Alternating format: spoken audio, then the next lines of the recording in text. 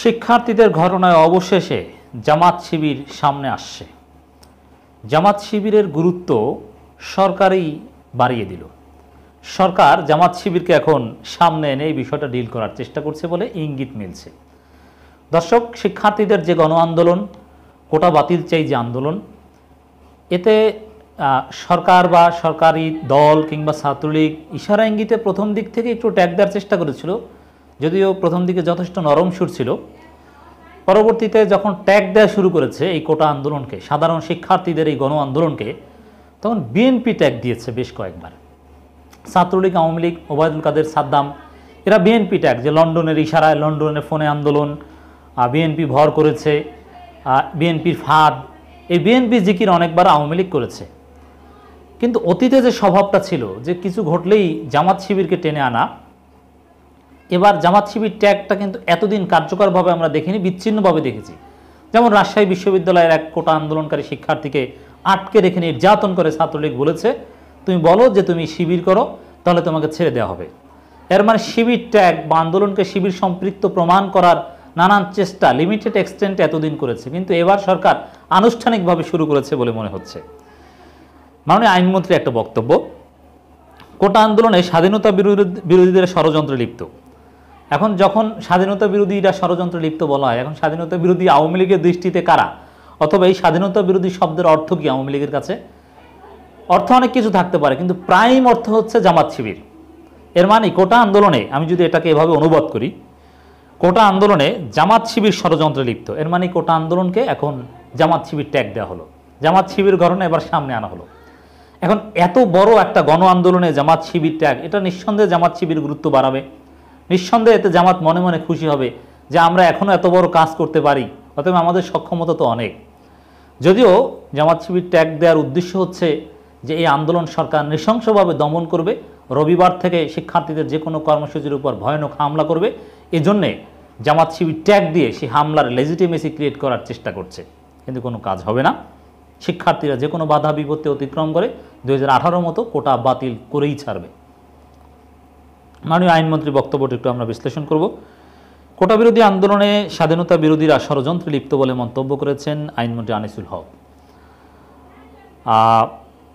তিনি সাংবাদিকদের এক প্রশ্নের জবাবে কথা বলেন।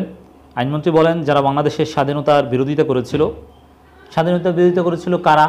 জামাত শিবির, মানে জামাত ইসলামী আর কি, শিবির মানে ছাত্রসংঘ এক্স। যারা ষড়যন্ত্র করে বঙ্গবন্ধুকে সপরিবার হত্যা করেছে।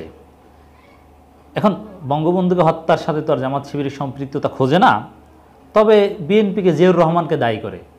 তাহলে এই কোটা আন্দোলনকে সরকার প্রাইমলি জামাত শিবির ট্যাগ দিল আইনমন্ত্রী, তারপর হচ্ছে বিএনপি ট্যাগ।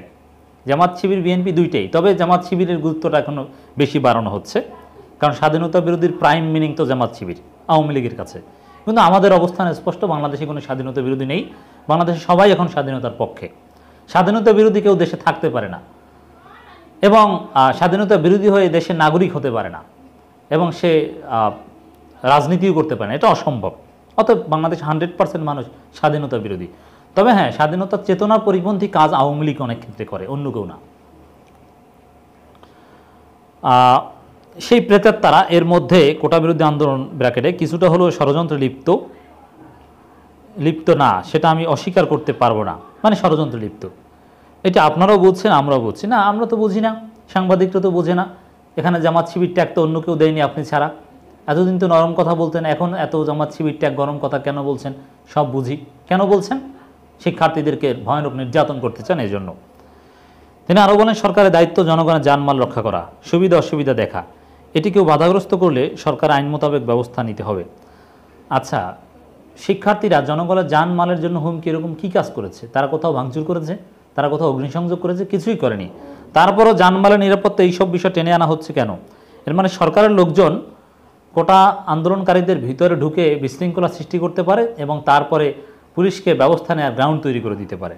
আইনমন্ত্রীর বক্তব্যে আমরা সেই ষড়যন্ত্রের আভাস পাচ্ছি।